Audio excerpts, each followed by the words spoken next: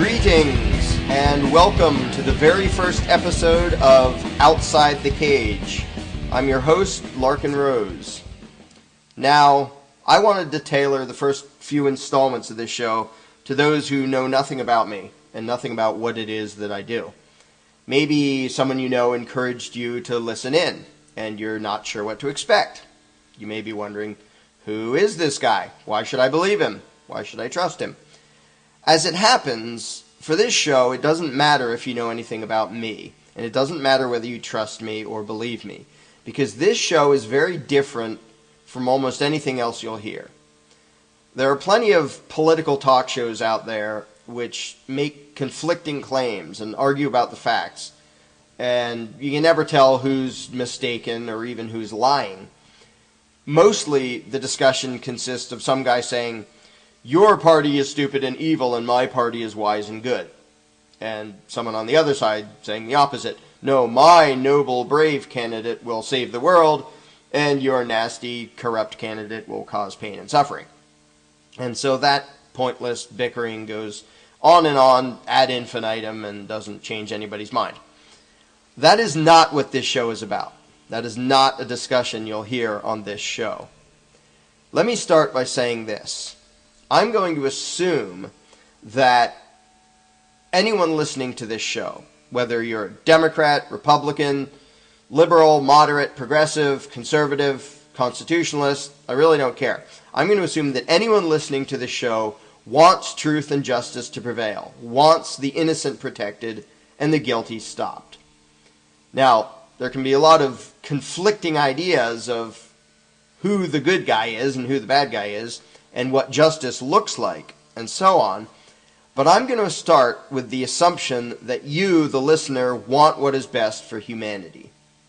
Because if you don't, if you're someone who delights in the pain and suffering of others, then I don't really care what you think, and you're not going to care what I think either. What I have to say is for people who want to be good, who want to do the right thing. Again, there are a lot of different opinions about what the right thing is, but that's where this show will likely be different from anything you've heard before. Because on this show, unlike just about anywhere else, the main focus is not going to be me throwing my own moral beliefs at you, trying to bludgeon you into agreeing with me. That never works anyway. Instead, aside from my beliefs, independent of my own beliefs and values, I want to take you through some ideas to test whether your beliefs and values are consistent with themselves. Now, that may sound a little strange, because just about everyone of every religious, political, or philosophical position will say, well, I already know what I think, and I already know that I'm right, and I know that I'm consistent and principled in what I think. I mean, can you imagine anyone saying otherwise? Can you imagine someone saying, "No, what I think is stupid and self-contradictory and makes no sense"? No. Each person, including you, thinks he already has a pretty good grip on things. And actually, that's one of the main problems. Everyone thinks he already understands reality. He already knows right from wrong.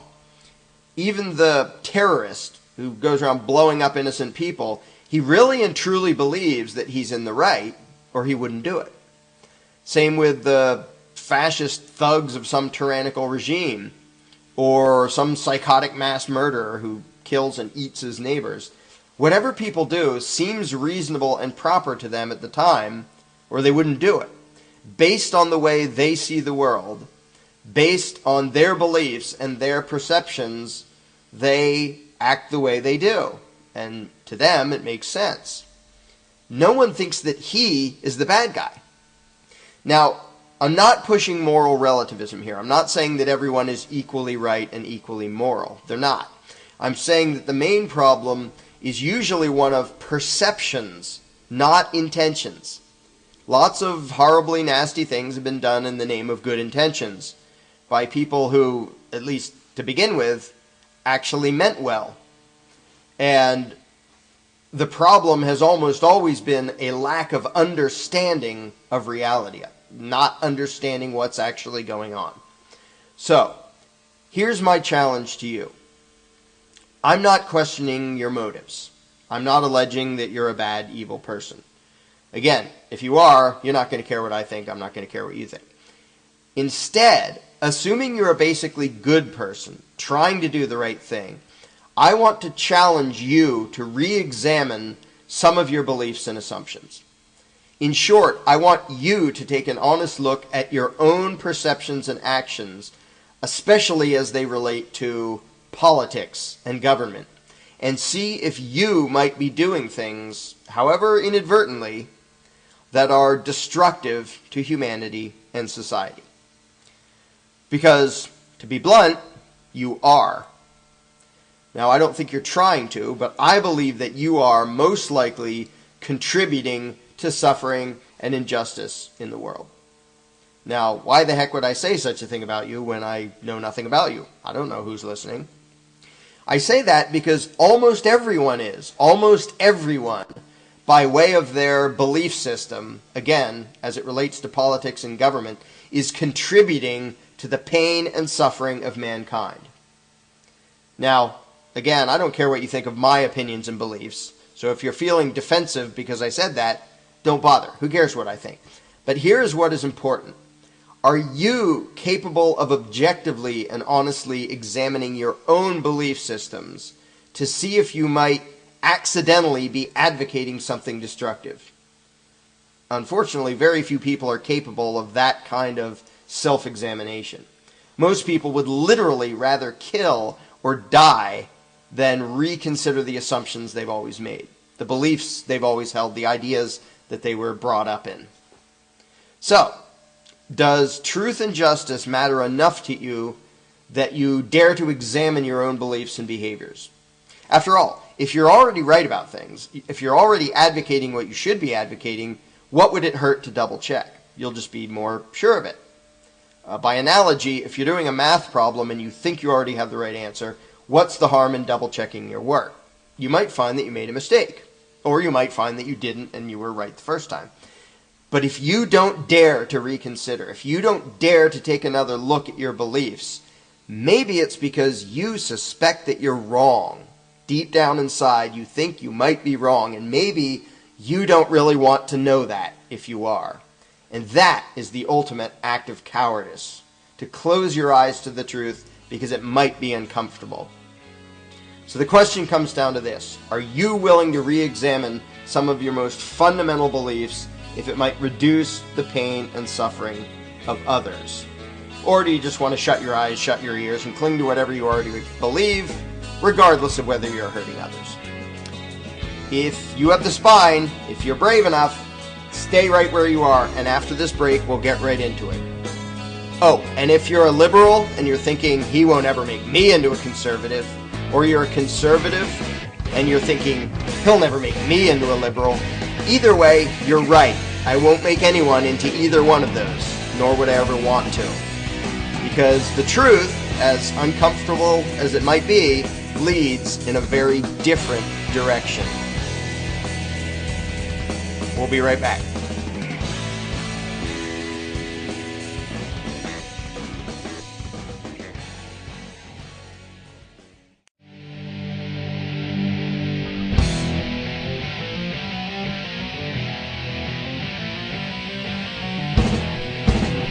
Welcome back to the very first installment of Outside the Cage. I am your host, Larken Rose. If you missed the first segment, I basically dared the listener, whatever his religious, political, or philosophical position might be, to let me take him through a process of re-examination so that you, the listener, could see whether there might be inconsistencies and contradictions in your own beliefs, perceptions, and actions. Again, I'm assuming that you're a good person trying to do the right thing, and I'm not asking you to throw away your values and take mine instead. I just want you to take a look at your own values and see if you see anything amiss in there. See if you might, by accident, be doing something destructive. Let me start with a simple, slightly silly example of what I mean. Suppose that you were raised to respect other people, do unto others, love your neighbor, turn the other cheek, live and let live, all that good stuff. But for some reason, you grew up in a culture where, despite all those good teachings, there was this other thing going on, that whenever someone was spotted wearing a purple hat, everyone else would viciously, physically assault the guy, beating him almost to death. Now, growing up, you saw this happening over and over again, and never got an explanation of why, but you grew to expect it, and grew to assume that it must be necessary and proper. There must be some reason for it. So when you were old enough, whenever you saw someone wearing a purple hat, you'd go enthusiastically join in beating the heck out of the guy. Now, it would be pretty easy to demonstrate that there's a big contradiction between believing in love your neighbor and live and let live and all that, and thinking it's okay to brutally assault someone for wearing a purple hat. There's an obvious mental conflict and contradiction there. And if someone helped you to see it, you might figure out that, yeah, despite tradition and what everyone around you was doing, it's really not okay to beat someone up for wearing a purple hat. And that doing so is not in keeping with what you otherwise believe. Yes, I know it's a silly example, but keep that in mind. Because that's basically all I want to try to do on this show. I want to show you that, in all likelihood, you are doing things akin to beating up people with purple hats. You're doing things just as absurd and, in fact, far more destructive, simply because your upbringing and your culture and your belief system have led you to believe that it's okay, that it's good to do such things. And if you've never heard anyone question it, which few people ever have, you'd never have much reason to doubt it. So, let's start with a very common, simple, real-world example. Suppose you live in a little town and you have a couple kids and you want to send them to school. And private school there is too expensive for you at the moment. So you send them to the local public school instead. Now, you know that that school is funded by local property taxes. And you pay your property taxes, but your few $1,000s a year isn't enough by itself to cover the costs of educating your two kids. But then, you're not the only one paying property taxes. Everyone who owns property in the town does.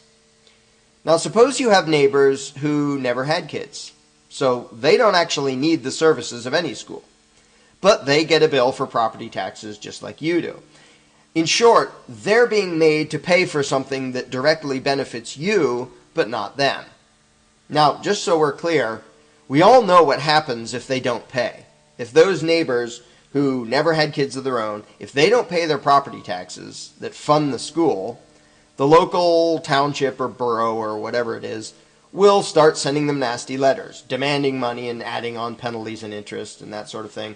And eventually will tell your neighbors, look, you're going to pay up or we're going to take your house from you and sell it to pay your back taxes.